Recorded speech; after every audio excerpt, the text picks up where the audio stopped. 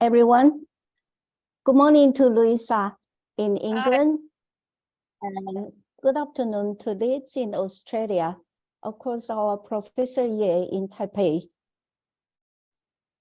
As the organizer of the online event, I would like to say thank you to all speakers for your efforts and contributions. Also, I would like to thank our team of Taipei 101 Women Entrepreneur Association. And I do appreciate your continuous support and participation. It's the third time for me to give an opening speech in NGO parallel online event.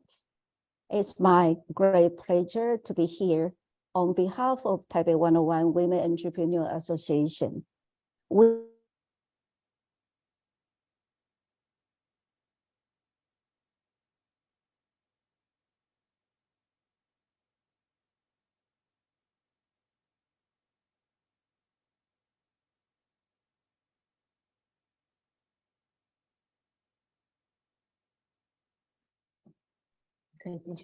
Yeah, we have the honor to hear 3 speakers from around the world, representing Italy, England, Australia, and Taiwan. Each of them will bring unique perspectives and experiences to our event. Meanwhile, I encourage you to reflect on these issues and consider how we work together to create a more equitable digital future for all women. Now, I'm great to pass the floor to Wendy Chu, who I'm sure will be an excellent facilitator for the next 90-minute forum. As a successful woman entrepreneur and leader, I believe that she will bring valuable insights and perspective of this discussion. Wendy, the floor is yours. Thank you.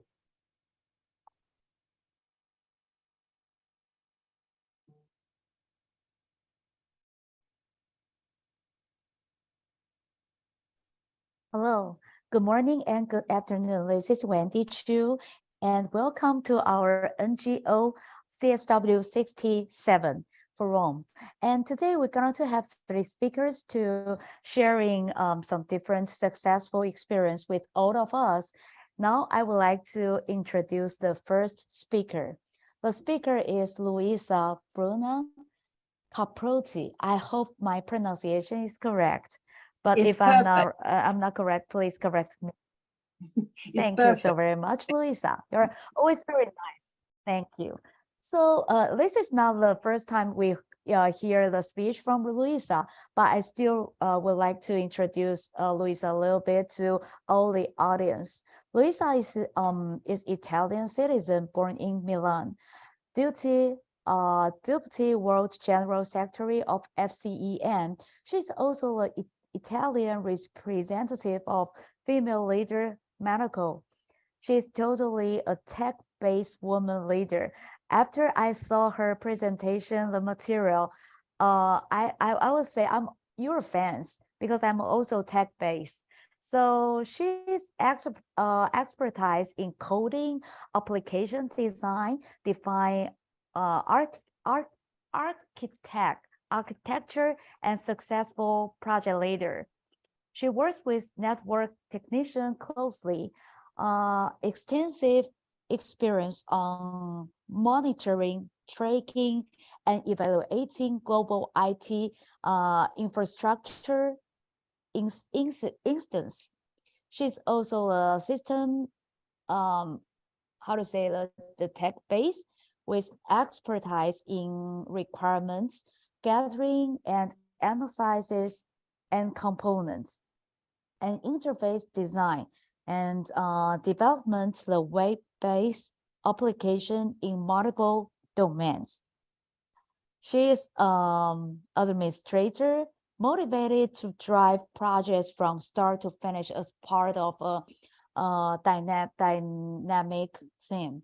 So I think from Luisa's sharing, we can learn how a woman could be lead the man technician and also how to lead a project, not only for few persons, but for big projects, how she can lead everybody to make the project successful. Now, let's welcome Louisa to have your sharing. Thank you. Thank you very much, Wendy. So I'm Women in Tech, as you see, but I prefer to start my presentation and talking about, wait a second, coming. So today we are talking about gender equality and women's empowerment in digital era. So I will start with the role of education in bridging the digital gender divide.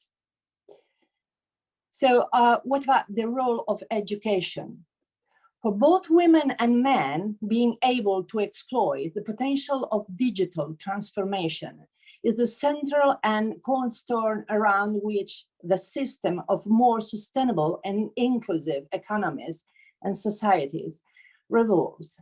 However, sadly, the women are still lagging behind in their ability to access and use digital tools despite having their full capabilities. They still face cultural barriers and stereotypes that influence their expectations and often lead them to choose career paths that are not the most digitalized and interconnected ones. Political and systemic intervention, especially in education systems, are crucial to fill these gaps and avoid further accentuating the cultural divergences that digital transformation carries out. What is the digital divide? The digital divide refers to the line between those who have access to a broadband internet connection, as well as other crucial information and communication technologies like fiber optic cables, mobile phones, and laptops, and those who do not. Digital divide affects people of various nationalities, ethnicities, and gender, perhaps most prominently those without access to these technologies subsist at lower income levels than those who do have access.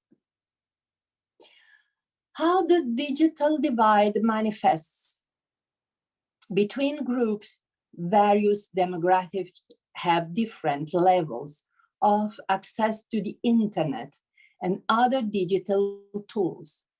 Low-income households are disproportionately unable to access the internet. Internet use and access is also far more prevalent among white people than Black. There's also a global gender gap when it comes to digital inclusion, with men having more access to the internet than women by and large. Between locations, urban areas generally have better access to high bandwidth Wi-Fi than rural areas. Within these urban areas, neighborhood and school district with higher degrees of wealth have greater access to necessary digital technology than those with less amounts. Reasons the digital divide is detrimental. The digital divide closes off job opportunities. Digital skills are a necessary set of capabilities for employment and many of today's jobs. As such, internet users and those with plenty of technological and know-how have a leg up in competing for the high-paying, innovative job of tomorrow. Those with limited access to the internet are at an inherent disadvantage and will require empowerment to complete. The digital divide prevents connection. Without broadband access and reliable internet connectivity, people have far less of an ability to connect with others than the rest of the world. As more and more services move online, including healthcare, it is essential people have the ability to connect with others for both essential and non-essential reasons. For example, a person with a disability might have a hard time getting to the doctor physically. Internet access could remedy this situation due to the advent of telemedicine. How to bridge the digital divide? Business contributions. Companies create new technologies all the time, and they also innovate ways to spread those technologies to more people more affordably. Through private initiative or partnership with governments, various businesses are doing their part to ensure everyone has access to high-speed internet and any additional technological advancement as well. Government action. Federal, state, and local government act to increase the affordability of broadband infrastructure in internet connection across the globe. Some might primarily use subsidies to entice private businesses, whereas others might work to provide public low-cost or free broadband to lower-income citizens themselves. Private philanthropy. The private sector also works to improve digital access for those who need it through charitable giving on an individual level, as well as through a broader non-profit initiative. By providing home internet access to low-income families and individuals, they reduce digital inequities and lay the groundwork for both the current and next generation to flourish. How to close the digital gender divide and empower women? Our world has undergone a historical moment of change since the beginning of the pandemic. Our lives and societies are more than ever before, digital than ever before, shifting the paradigm of our economies from the physical to the digital space.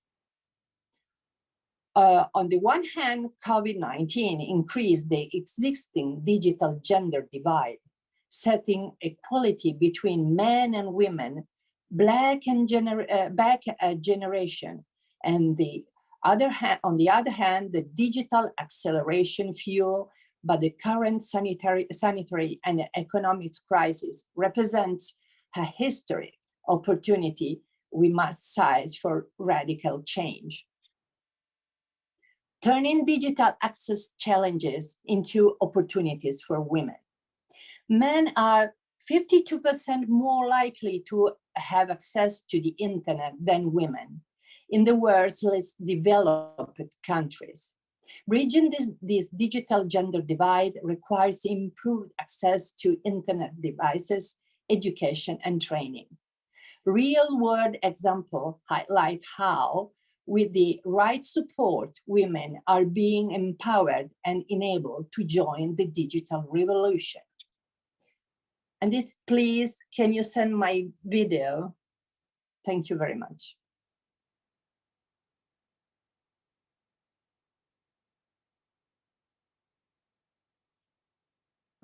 Now we're going to share your video now. Thank you very much indeed. This is my thank you.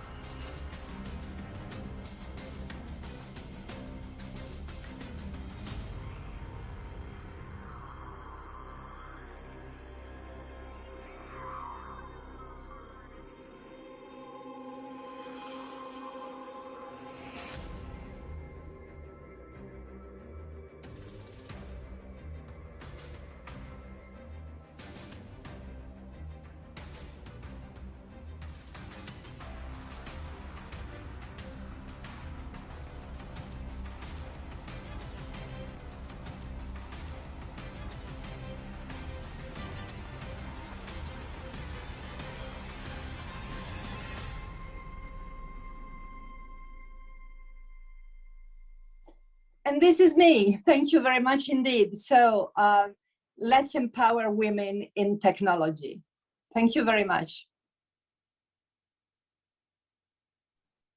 Thank you, Luisa. Actually, the video is so great. The tempo is very, very active, and also it's very kind of the courage. And we know what you are doing now more. And thank you for your sharing. Thank you very much indeed for inviting me. It's a great honor. Thank you very much. Thank you. And please allow me to remind you, because I already received some questions to you. So please stay online, and we're going to provide some questions. They want to have your sharing and experience later. Thank you so very much, and see you later. See you later. Okay, now, okay, thank you. Now I'm going to introduce the second speaker today, who is Teresa Derland Ye, and she's a professor of foreign languages and literature and director of Center of Population and Gender Studies at the National Taiwan University. That's the best of the best university in Taiwan. She's interested in the intersection of gender and communication, in particular hate speech and resistance discourse in public and online. In 2021, she launched the National Gender Mainstreaming Center for Higher Education in Taiwan with 12 partner universities. She's also engaged in human rights and gender equality campaigns for years.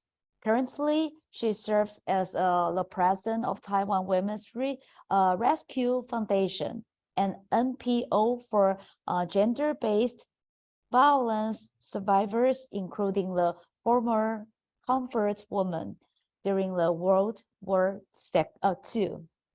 Now, Teresa is with us. We're going to leave the floors to her. Please, everybody, welcome Teresa.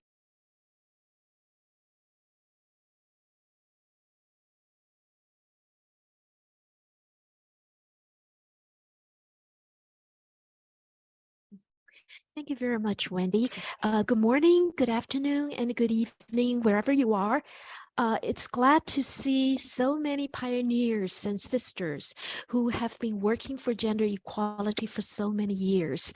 And in their respective fields, I understand that we all had some days down and some days cheering up, like today. And especially in the video earlier, we kind of went back into the corridor of the history. And through the history, we see so many women before us. And we are the women who are working for gender equality now, for the future generation, and for our descendants. Today, my topic is nothing new to most of the sisters online. That is gender mainstreaming. Yet, following Luisa's presentation, we are kind of jumping into another pole of the spectrum of the digital divide, but higher education. Yet, it is similarly detrimental to women's future in the world. Next slide, please. Next. Oh, okay.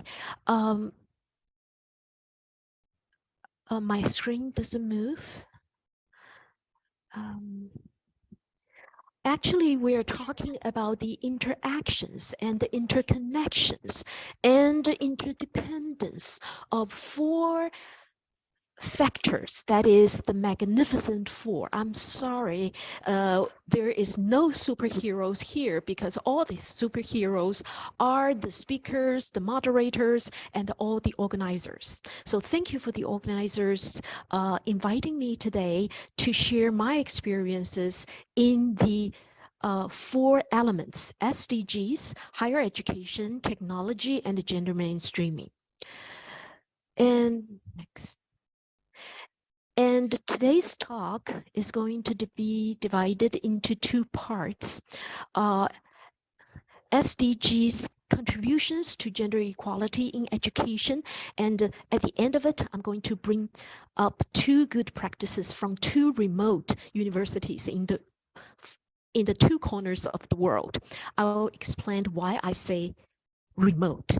The first is a gender mainstreaming approach in SDGs. I believe this is a common knowledge to every one of us. Yet, I'm going to talk about in SDG 4, whether it's the 10 targets of the SDG 4, out of the 10, there are 7 targets related to gender equality. So does quality education equals gender equal education? I'm not sure, but definitely gender equality is one of the well-defined and essential and indispensable component of equality or quality education. The claim can be further supported by the UNESCO's 2016 publication. That is actually, it's the Incheon Declaration and the framework for action. On page, I believe it's 26 of this declaration, we can see that gender equality is one of the 3 principles to implement SDG 4, the education sustainable development goal. And the first 2, whether education is a human right or whether education is a state obligation, they are all part of the 2014 to 2021 strategy before the SDGs. Actually, only after SDGs comes into the horizon, we see the gender equality becomes the major principles for the implementation of quality education. But it's not only the SDG 4, it's also for every SDG, other 16 SDGs, according to the ministry declaration since 2017. Now here, I'm using the 2021 version of the HLPF declaration as an example. You see, from the 2017, the first declaration, until the 2022 declaration, all you see is the robust phrasing of gender mainstreaming in their declaration. So systematic mainstreaming of a gender perspective in all our work for all these sustainable development goals cannot be overlooked by all of us who are working for the human development. And also the UN tried to let us know that all our SDG work needs to uphold, confirm, and support these 3 basic or universal values across all the goals. That is, human rights-based approach, leave no one behind, and the gender equality and women's empowerment. Hey, gender equality appears here again. So you can see on the basis of the lessons learned from the Millennium Development Goals. If you are in my age range, you will remember the MDGs from the year 2000 to the year 2015. The most failure tend to be in gender equality. That is, that's the least achieved MDGs. And for these values, we believe that the UN HLPF will monitor the state's work in terms of these 3 universal values, but who is going to evaluate or monitor or assess the university's effort in realizing SDGs? Hey, we have this university impact ranking since 2019. For this impact ranking, we can see that this is conducted by the Times Higher Education Group, and this is the way to evaluate the university's social responsibility and impact in terms of the SDGs. To tell you the truth, next please. To tell you the truth, I don't think as a small country and with limited resources, the top 50 or even top 80 universities in the world. Yet, in this university impact ranking, there are 2 universities in Taiwan ranked 33 and 37, including my university, National Taiwan University, and another university, Chen Gong University, which I am going to get back to in a minute. In addition, 43 more universities in Taiwan vie for this ranking in the year 2022, which means on a small island of only 23 million people, a lot of universities trying to make their visibility in this world university ranking. So what SDGs has been doing for us is not only a transformative experiences for all of us who work for SDGs, but a very important agenda for higher education today, because it's our new niche to ask our university leadership to start to use the gender mainstreaming approach to do all the work for SDGs. And we have new momentum from the university leadership to trying to add gender equality into their work for the all 17 goals in the Sustainable Development Agenda. We change and shape the narratives. Whether our efforts have truly responded to the challenges of the human development as reflected in the 17 development goals, and how we can ripple it out into the higher education community around the Taiwan Island. As you may not know, or some of you in the audience may already know, in Taiwan, with this small population, we have more than 100 universities. So from these 45 universities vying for university impact ranking, we are looking for more universities participating in the SDG effort and gender equality mainstreaming. Next, please.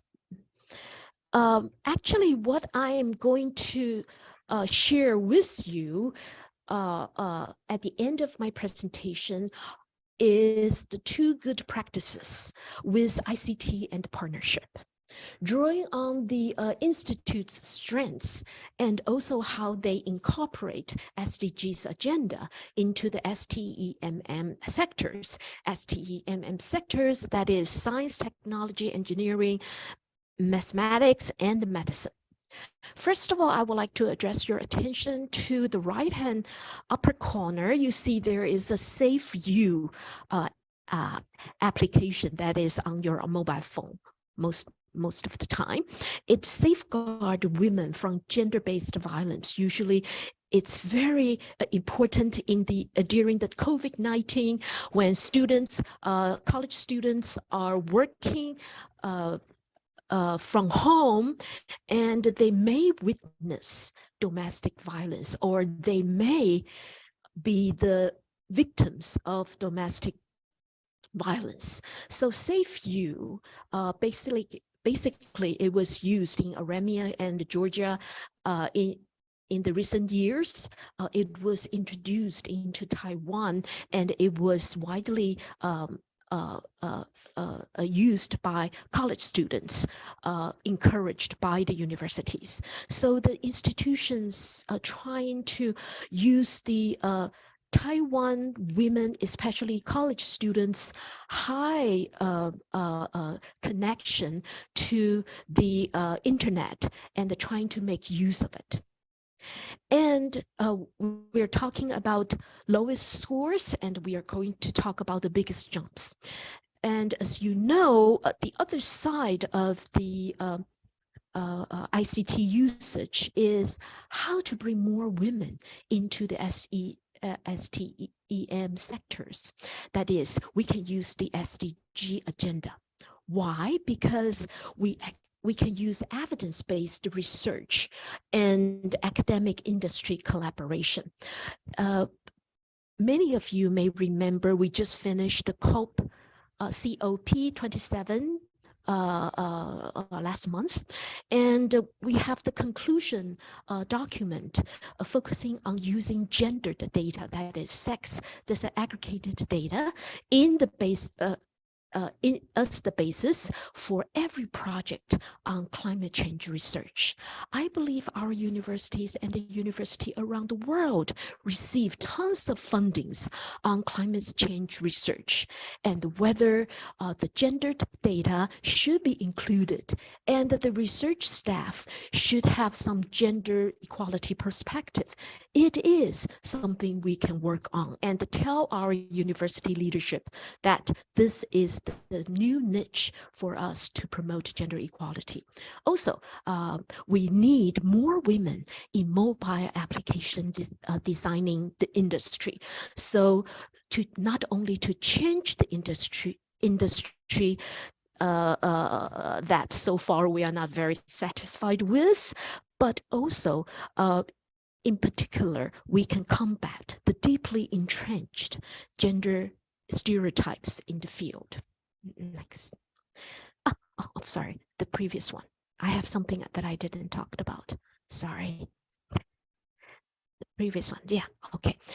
For example, in Taiwan, we heard about the Professor Lombard's gendered innovation in Stanford University. So we tried to get a copyrighted Chinese edition of the translation of the website into Taiwan. We believe that it will help all the Chinese-speaking world to understand how to bring a gender equality perspective into the STEM sectors. And also, if you look at where the future of the jobs is, it is in the STEM field. So we would like our women to have more options in the future to choose their careers, to embrace their innovation potentials. So definitely STEM sectors are something that we should embrace right now. This is the track and field of the NCKU University in Taiwan, which I talked about. As you know, Taiwan is not a geographically remote area or a region, but yet politically, in the international community, we are a remote a member of the international community. So we try very hard to implement the international agenda, to try to vie for our place in the international community. This is what they do. This is the world's top 33rd university in the university impact ranking, and you can see this university try to analyze their strengths and their lowest score, and you can see the lowest score tend to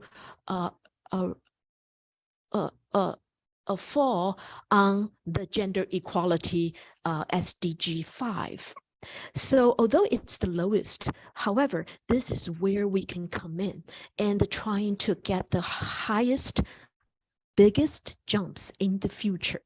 Of course, everything is through the technology mediated information. We try to learn from other universities in the world, and we also try to inform the ranking agency in London what we have done so far. Next. And for the RMIT University in Australia, and we are trying to demonstrate this #1 in the rank, not in the ranking, but they have been doing very good in a university who specialized in technology and design and enterprise. For example, if you can see on the left bottom, you can see it's only among the top 250 university world round. It's not a very famous university yet in terms of trying to get women into the universities, especially STEM sectors. The vice chancellors, if you see, can see in the middle of the slide, the vice chancellor's research fellowship in colleges. If you are in a colleges where only women represents less than 40% in the faculty, only women can apply.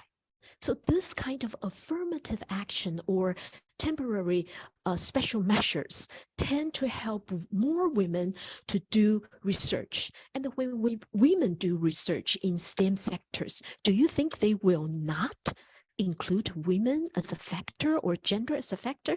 Definitely they will. And also this technology university also work with the industry, trying to, if you see, they develop her as part of their industry collaboration that only women students can be included in this kind of mentorship program. So you can see in the STEM sectors, we have trying very hard to not only trying to fix the number, as Professor Lombard always said, numbers do not mean a lot, but they do mean something. But on the other hand, we would like to see how about the culture. So that is the integrated intervention in the middle square that we are talking about. That is, we try to not only to get women into the STEM sector and not only trying to do the SDGs in the universities with women's contribution and gender equality as the goal and the final product. We also try to change the culture of the STEM sectors so women can have a better working environment as well as learning environment. So technology really help. And we also want to focus on the discipline specific standards. That is, if you are in the management college, we would like to recommend some documentations published by or guidelines published by World Bank and so on. So you will have a more discipline relevant norms to refer to. And also on the screen, I am talking about all kinds of UK initiated devices, agencies, and also how EU and Latin American agencies and universities trying to work together to get more women engaging in the digital era disciplines as well as professions. And with the CSO, civil society organization initiatives, and with the government's leadership, I believe people's will and political will help us to move forward. And I would say that thank you very much for today's presentation, and I'm looking forward to hearing fellow panelists and questions from the floor to help us to throw more lights upon the foreign topic. And at last, I'm sending my best wishes to everyone. Thank you.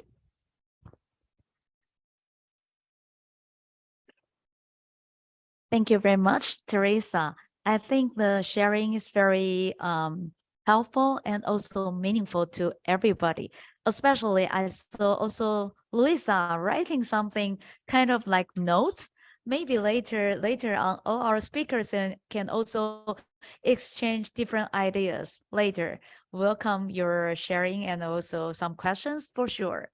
Now, I would like to introduce our third and also the last speakers today, and who is Liz Wertz. Also, to me, I'm the first time meet her online. Liz is the CEO and co-founder of Tourism Triple and Navi Digital. Liz is a digital strategist known for her work in building capability in the tourism and small business sectors through the many strategic projects and innovative training and monitoring approaches she has formulated and led.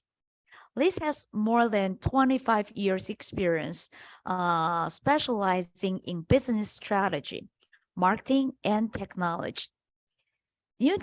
Uniquely blending knowledges and also expertise for the benefit of business across Australia and the world. So the business should be international. She's an innovator and a creator for breakthrough strategies. She has pioneered many first-time strategic plan that have has a lasting impact, including creating Queensland's first destination websites and start up the Australian tourist data warehouse, and also being a CEO for more than 10 years. Wow, that's quite a long time. She's also a co-founder of the award-winning online learning and support platforms tourismtriple.com and Navi Digital, which benefits small business in tourism and across all sectors on their journey to business growth and digital adoption. She's a sought after consultant, keynote speakers, workshop trainer, and also mentor renowned for her practical advice and engaging communication style. Liz is kind of a very unique and also professional leaders in her industry. Now let's welcome Liz Worth for your sharing. Thank you.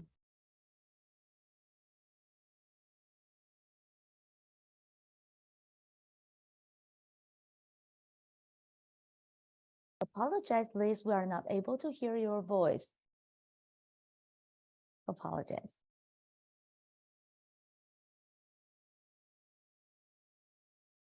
Still, we're not able to hear your voice. 外面好像听得到，对不对？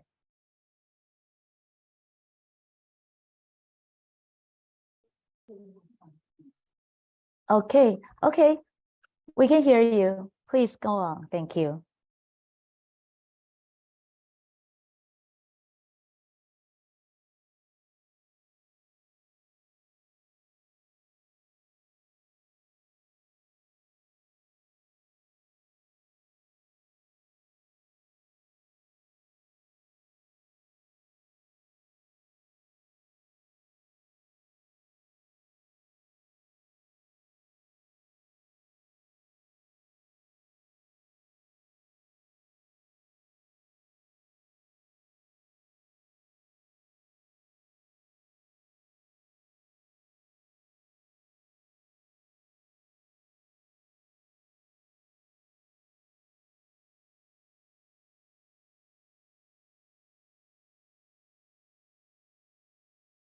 Hi, Liz, apologize, we're not able to hear you. Now everybody cannot hear you. Okay. Okay, we'll wait for you. It seems that our third speaker will leave the Zoom and come back again.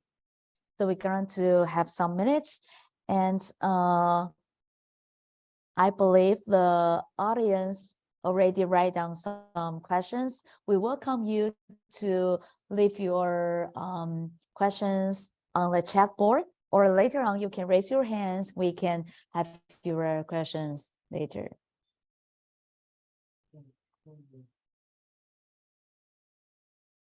Okay. Hi, Liz, we are not able to hear you. Luisa, can you hear Liz sounds? The voice? No, I can't. I can hear you, of course, but I can hear you, the speaker. Okay. We neither. So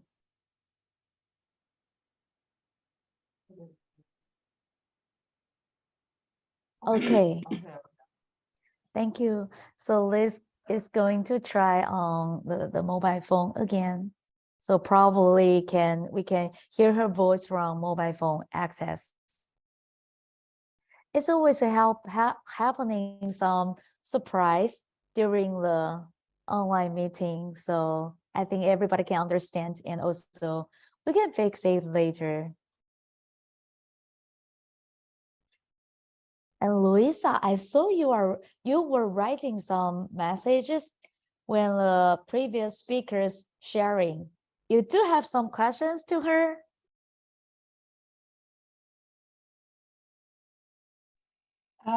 Well, we have a different approach to this problem, I think. So I think my approach is more approach for the, let's say, the real life. So the real life. But the approach of the professor, of course, is more scientific and more university oriented. Right. So I would like to the professor, what about the real life? What do you think? Well, you are talking about the gender gap and inclusion and the difficulties and everything in the university. But what about the real life? What do you think? What we can do to help, for instance, people in rural areas? Just to reach the internet and to reach the rest of the world. This my question is for, sorry, I can't remember the name. Sorry about me. It is for the professor Teresa de Lan. Correct. Yeah. Yes. Okay, actually, the Professor Teresa is right beside me, and she only heard your half part of your questions. Luisa, do you mind to repeat your questions again, or I tell her? Yes, no problem. So, I mean, we had two different approach to the problem. The approach of Professor Teresa was more scientific. She explained everything in a very scientific way because she's teaching at the university, of course. My approach was the approach to the real life. So what do you think, what we can do to help women to reach the internet, to cope with the digital divide in the rural part of the earth? Thank you, Luisa. Thank you for your question. I believe this is a really relevant one. Sorry, I have to take off my earphone. Okay. For women in rural area, actually, for our higher education institutions, we try to team up with our geographical communities. That is, if Taiwan can be divided into the northern middle parts and the southern part and the eastern part. So in the four areas, we try to look at the area, the so-called rural areas, and we try to breach this gender.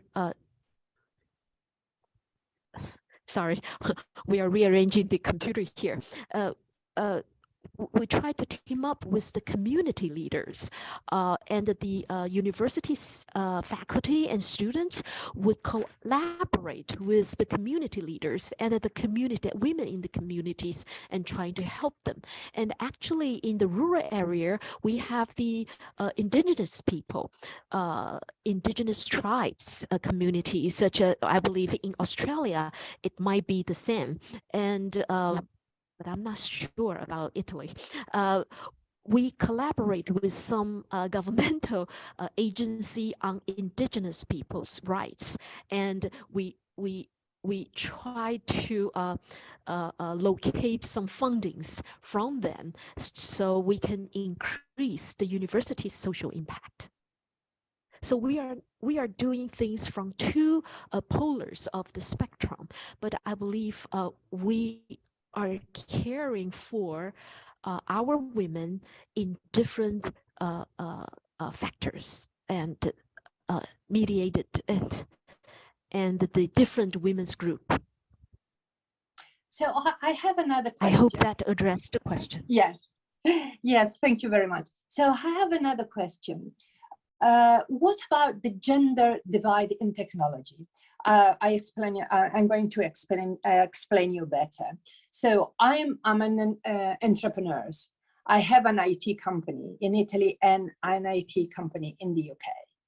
And so when I have to talk with a client, a woman client, you see, and not only a woman, also men, of course, and I have to explain, or they have to explain to me what the issue is always rather complicated, because they are supposed to understand what they are talking about. But it's not only a gender gap, it's a technological gap. So when they, for instance, they have to explain that there is something wrong with the emails. They say, my email doesn't work. And that's it. So they are not able to explain what's going on, you see. And it's not enough for me. My email is not working. So they have to explain, I'm not receiving, or I'm not sending.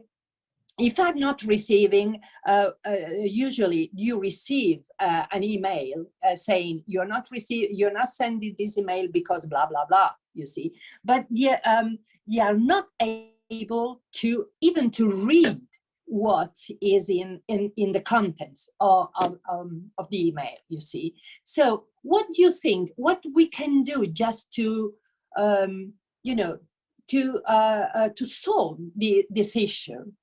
It's very difficult, because I'm talking about women, but men also, of course. Well, I believe we are facing the same problems. Actually, I am using this excuse for sometimes myself. I didn't receive the email. I believe this is the way we shun the bullets.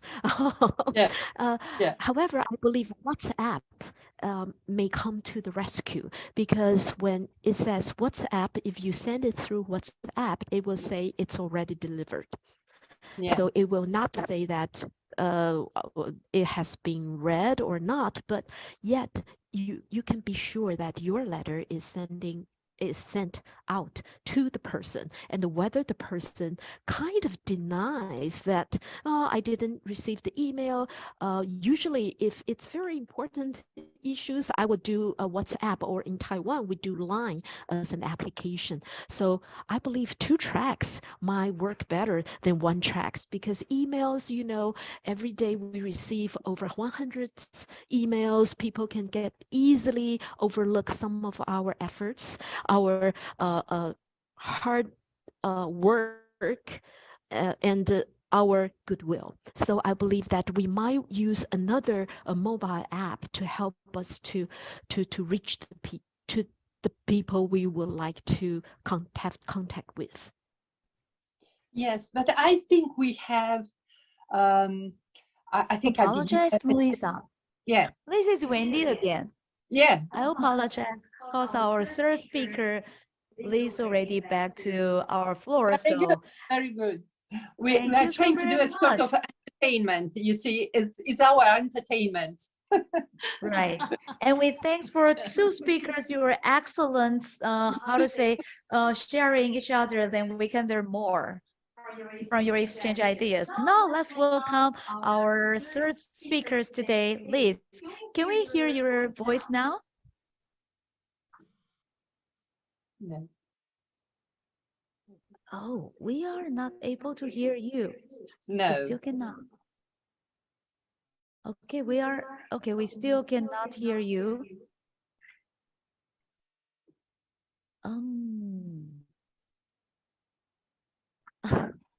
That's a little bit weird. So Luisa, you also cannot hear. No, I Liz. can't.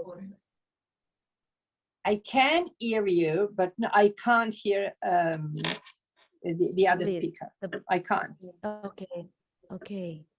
Probably because of the signal today is not so stable. So, Liz, I believe you Talk about already digital leave. divide. You see, we can talk about digital divide. This is a digital divide, so it happens. Yes, it happens. Yeah, it sometimes happens, and I believe, Liz, I apologize. Probably because of our side. Yeah, the signal is not so fully support. Yeah, the capacity seems like that. I apologize for that. So, how do you want to share about that? For example, if you don't mind, we can share your presentation, and if you want to, how to say, you put some words on chat board. Oh, the hand language.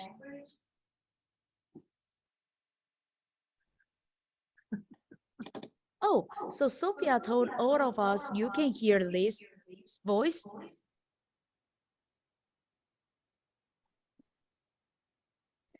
I will double check again. Apologize, Liz. Please give me a minute. 可以确认一下外面是不是听得到吗？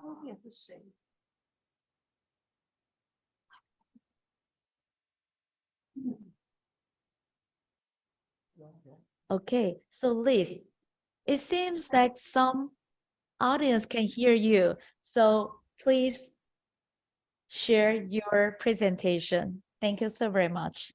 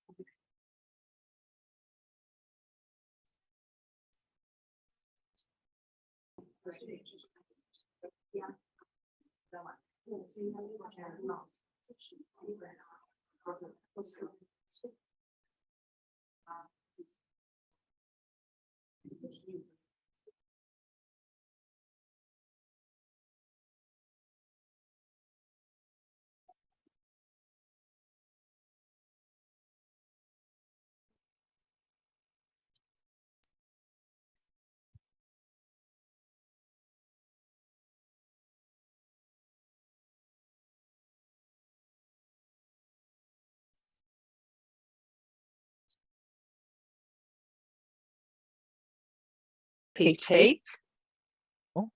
Oh, I think something happened with. All right, let's try again. So ChatGPT has been a tremendous enabler for small businesses to be able to.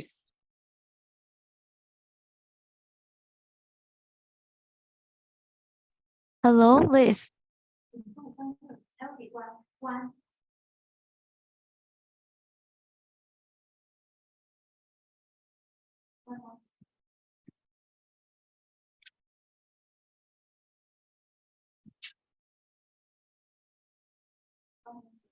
Hello, Liz. Actually, you mute yourself. Would you please turn on your microphone again? Thank you.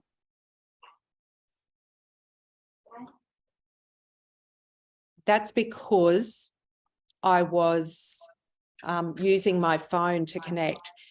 Can you hear me now?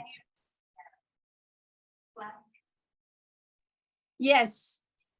Yes, I can.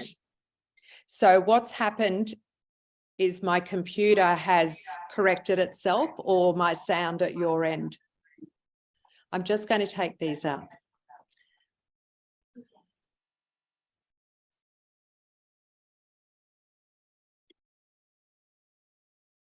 Just one moment.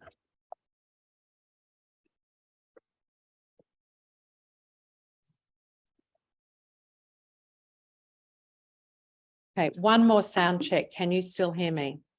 Yes, we can. Yes, yes. Okay. Great. All right. Let me keep going then. So ChatGPT, I don't know if you can do hands up in this Zoom. Can you raise your hands, participants? Or chat? Yes. Have you used ChatGPT? Who has? Put your hands up if you use ChatGPT.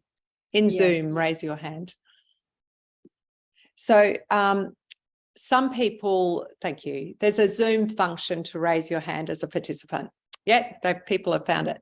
And so the capabilities in this tool, it's made everybody understand a little bit more about artificial intelligence, which is good. And it started the conversation, and the growth in the use of ChatGPT has been extraordinary and faster than any other application we've ever seen. But for small businesses immediately, there are benefits that they can get: staff training, research, help with digital marketing. It's massive opportunities. The second really fast-growing digital trend for small businesses is email marketing automation. So being able to personalize your email marketing, to be able to develop relationships with your customers, and to be able to create repeat sales are all hallmarks of being able to move to a more profitable business that has repeat sales, and possibly to what we call a recurring revenue model or a subscription model, which is those businesses that can really get scale and be more profitable will be businesses that have those business models. And then personalized video communication is the third one for small businesses, and we're seeing amazing tools to help businesses to do this. And it is all of these technologies are now very cheap and very accessible by small businesses. But for a small business to be able to go on this kind of digital transformation journey, they must have the digital foundations in place for a small business, because otherwise they're just putting on top of something that isn't already working well for them and their customers. So I'll just speak briefly to that, in that we have a tool that we use with our small business customers, and it creates an amazing asset in research for us, because what we're able to do is we do a digital engagement health check. And so we get a really good understanding of where the business is at in terms of their online presence and the health of their digital assets for their marketing. And what we find, and this is mostly in Australia, so this isn't just for a developing country issue. In Australia, we would expect it to be higher, but it's not. Digital is hard for small businesses to do. Things like Louisa was saying, where they can't explain things about why their email isn't working. You know, this digital literacy is quite low. So in our research, we see that 70% of small businesses don't have the essential digital business foundations to implement these growth strategies. So what are these foundations? The first one is cybersecurity. So the ability to protect yourself and your business online, because cyber attack is so prevalent and it stops a business from functioning. And then there is your professional online presence. And so what we look for there in terms of these essential foundations is that the business has an online shop front, so a website that's very much aligned to their customers' needs. It doesn't have to be a big investment, but it needs to be designed around their customer. They need to have a really good understanding of their customer.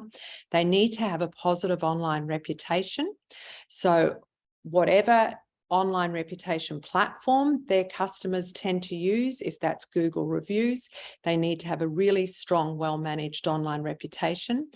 If they are a local business with a physical outlet and can be found, and even if they're an online business, they still need to do this, is to have an optimized Google business listing.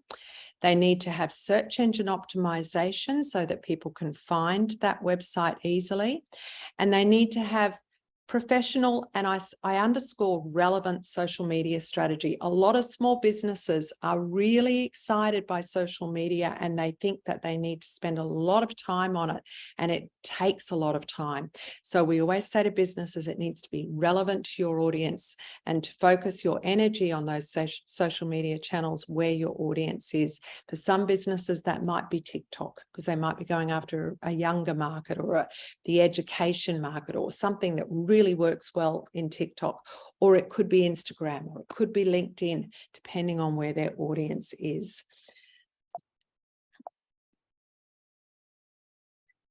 So digital leadership in terms of what a pathway would look like.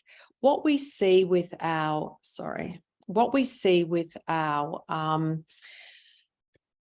customers and what they go through and what we understand, even in our own business. We're a small business, 2 females who started our businesses, Tourism Tribe and Navi Digital, and we're still small businesses. This is the pathway we've taken.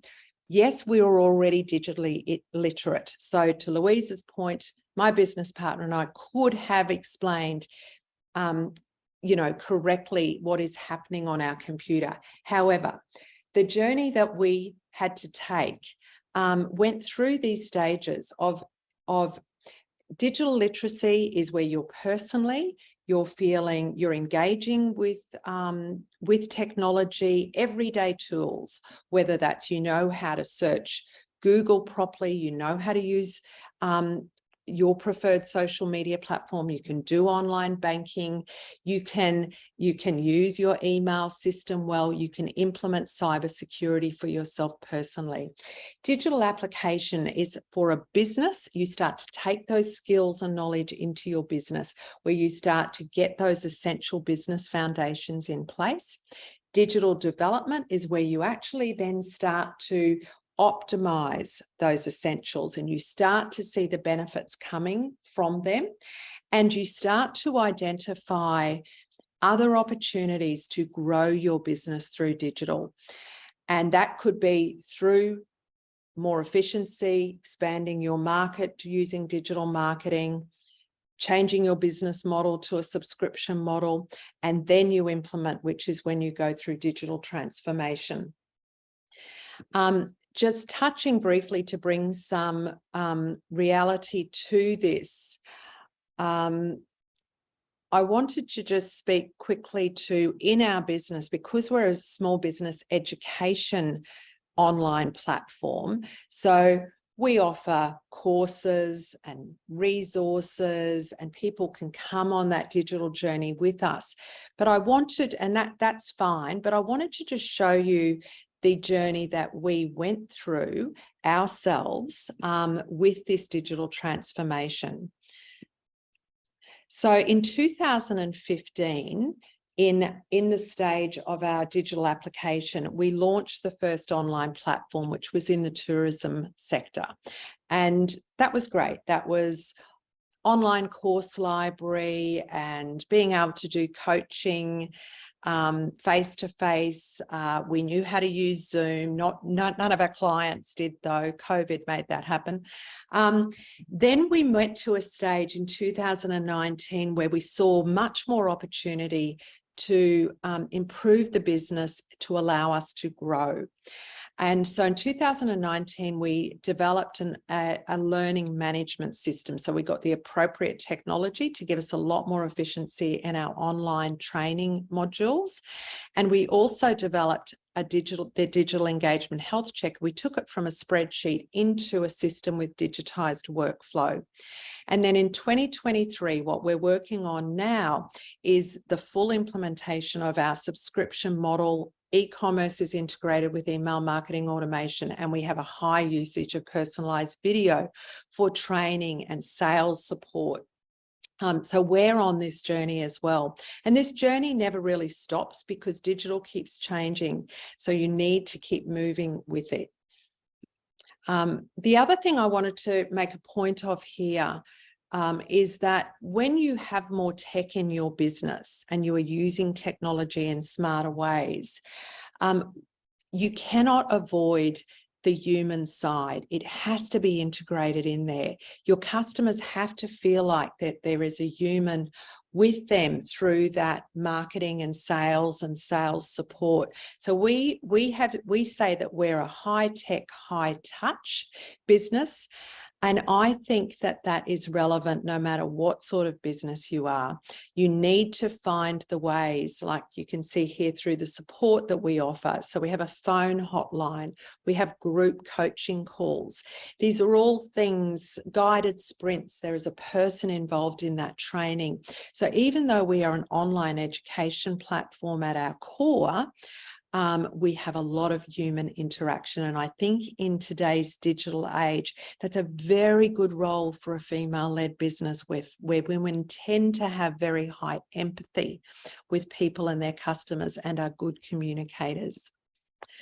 So in terms of some practical steps that we share with businesses and that we encourage them through, these are the steps to digital leadership and digital transformation.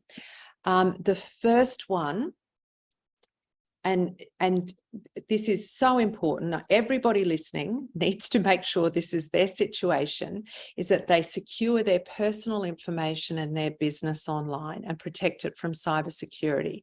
So I hope that everybody who is watching this session has got their number one thing is their passwords are complex and that they are secured. I use an encrypted password wallet. One of my clients who I'm helping with marketing strategy presently, she was halfway through implementing her digital password wallet. She was busy, she was traveling for work. She still had her passwords in a little black book. She left them in a hotel with some papers, some documents. She left them behind. She went back to the hotel. The concierge or the hotel manager got her all of her documents, but what was missing? Her little black book of passwords, because this is a valuable thing on the marketplace. So that's the number one thing to do to protect yourself. And then there are other basic measures as well.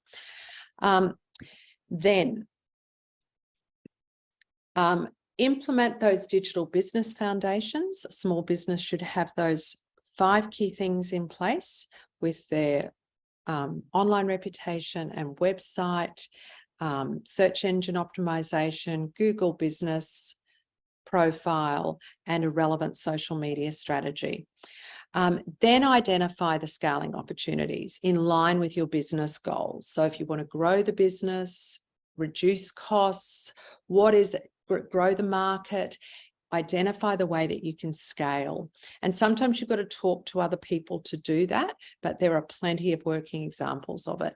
Then research the technology. So you do have to get the knowledge as a business owner. You have to understand what the technology is capable of to solve your problems, but at least you've got a purpose for it now, and you're not just using technology for technology's sake. Then create a plan, create an implementation plan that supports your business plan. What stages of this technology development will I work on first? Because small businesses are very busy and they need to do this systematically. And then very importantly is to create a digital culture in your business. I can tell you, even though we're quite a digitally savvy company, our employees going through this latest digital transformation, every one of their jobs has changed. And every one of them, even though they're quite young, has struggled a bit with adjusting to that change.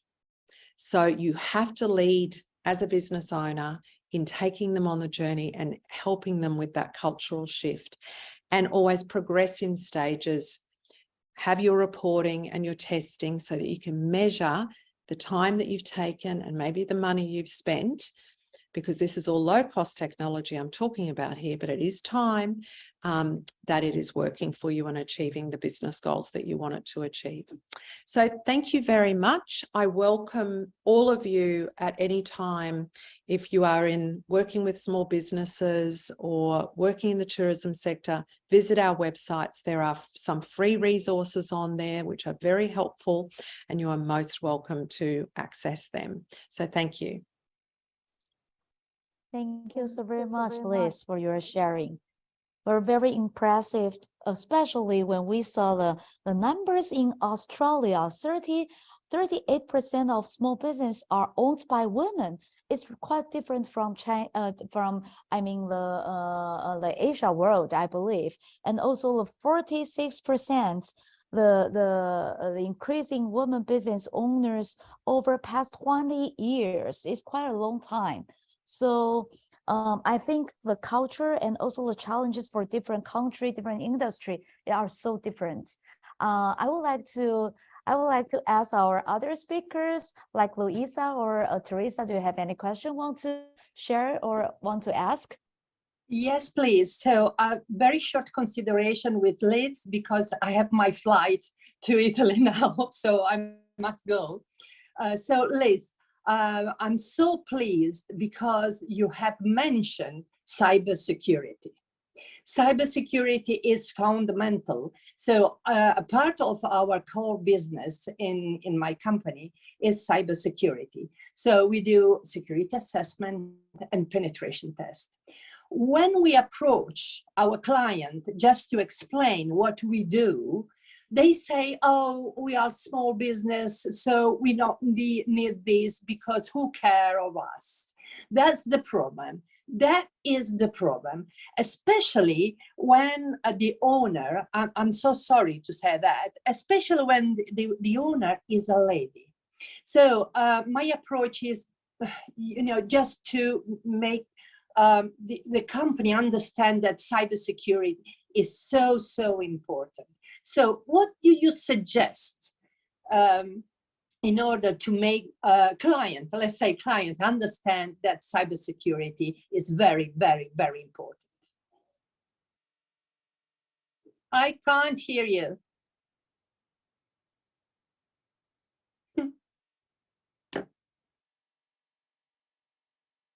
Oh my God, again. So Liz, you cannot hear Luisa's voice?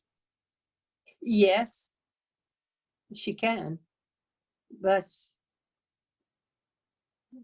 probably you are we also mute. cannot. You're not mute. No, she's No. not mute. No. Yes, yes, yes. Talk now, Liz. Can you hear me now? Yes, yes. Yes. Okay. Okay. So what we do is we tell them horror stories, Louisa. We share with them the loss that some businesses have experienced because of being hacked, maybe through their Facebook account because they didn't have two-factor authentication or they had a simple password on there. And some of these businesses have lost hundreds of thousands of dollars because of that hack. So we share those stories, and we can have 20, 30 people in a course online, and it will resonate with them and they will take action because they know that they know they've got to do something. So I don't know why your businesses don't know that. In Australia, it's talked about a lot, the risk. And of course, we've had some pretty big events here with cyber attack in the last 6 months. We've had two. We had a major telco and a major health fund, both attacked, and it affected a lot of individuals in the population. So I think that has helped to educate people. But we tell small business horror stories to people, real life stories about what's happened to them. Yes, we do the same things because we do even incident response. I think you know what incident response is. So just to explain to the other people, incident response is something that happens, unfortunately, when you are being hacked, you see. So we find out where, the hackers have the path to get in.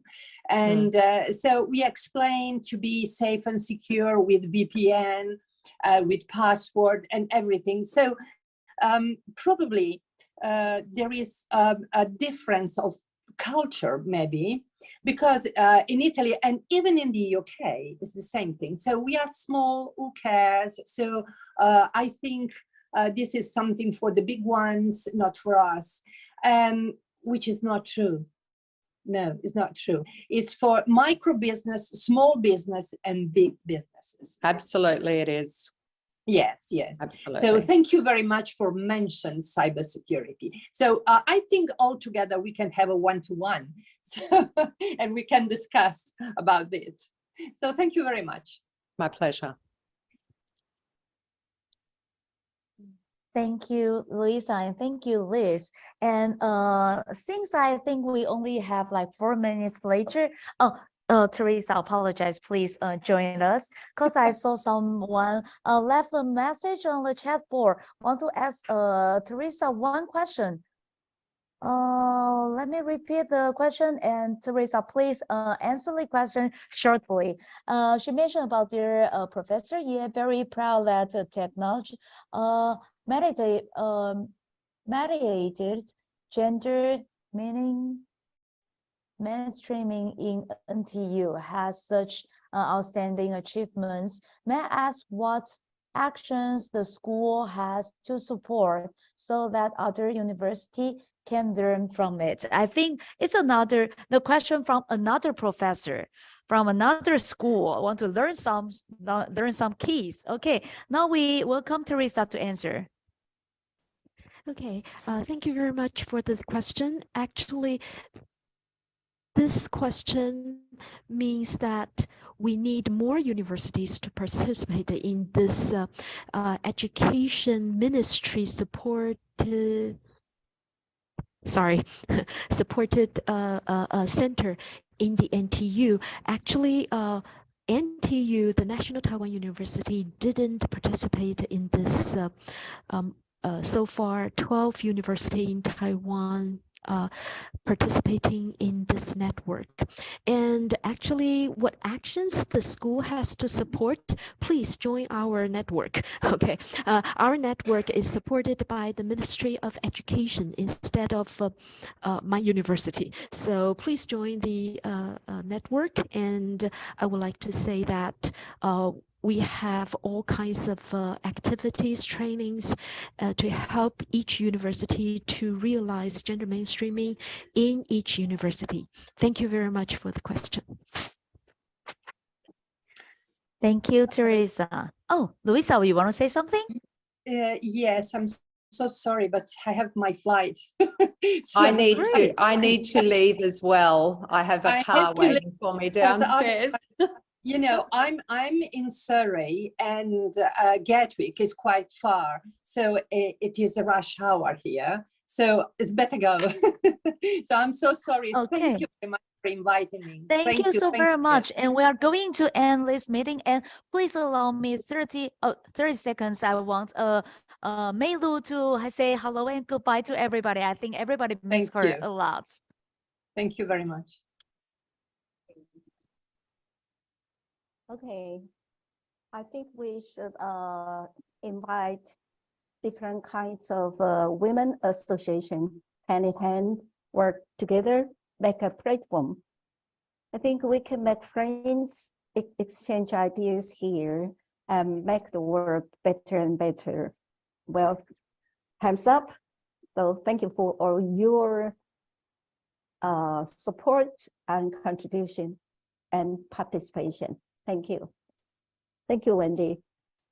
Thank you. It was my pleasure. Thanks a lot. And we're going to say goodbye to everybody. Thank you, Thank you, Luisa. everybody. Thank you, Liz, and safe flights. Have a good Thank day you. later. Goodbye. Have a good day. Bye. Bye. Bye. 谢谢所有的与会者，谢谢大家，拜。Bye.